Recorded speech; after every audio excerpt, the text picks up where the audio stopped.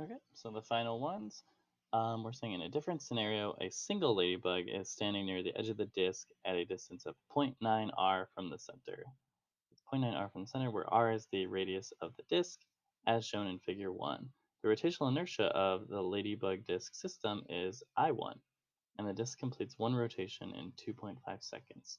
So in this figure 1, I'm going to kind of make a list over here.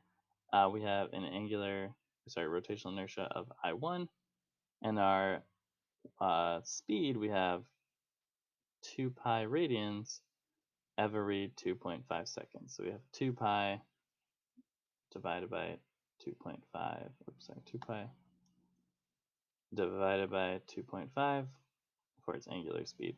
So we have a rotational inertia and an angular speed. The ladybug then walks toward the center of the disk to a distance of 0.1 r from the center and comes to a stop relative to the disk, as shown in figure 2.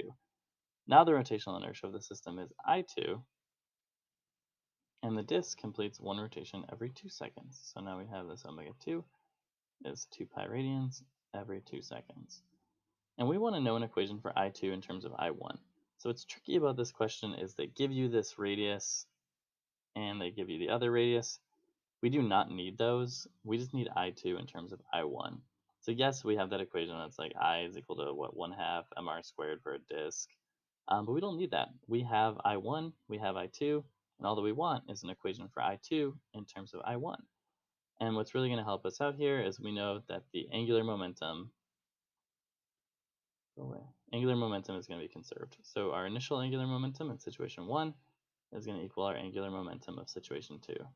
So I1 times omega 1 times 2 pi over 2.5 is going to equal I2 times 2 pi over 2 times omega 2. And that's just our equation for angular momentum. And again, we don't have any outside torques torquing our system, so angular momentum is going to be conserved.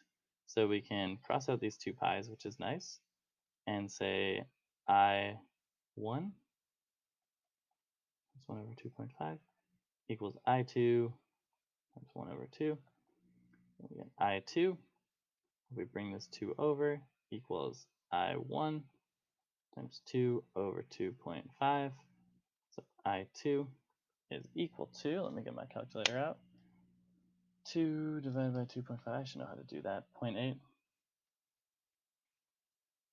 and that's our answer. And the final question, while the ladybug is walking towards the center of disk, does it exert a torque on the disk?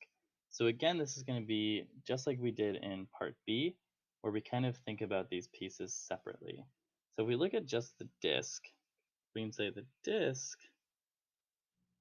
disk itself, its rotational inertia, its I, is not changing.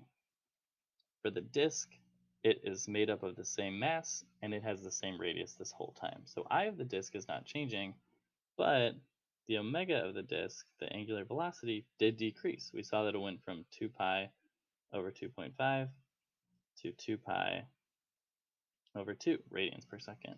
So we know that the disk itself had a change in angular momentum. Its angular momentum decreased.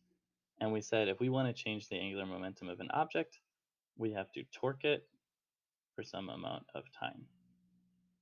So in order to change the angular momentum, we have to torque it for some amount of time, and that's what we saw happen. We saw that the disk, it has a decrease in angular momentum, which means there must be a presence of the torque from the ladybug on the disk. So our answer is going to be yes.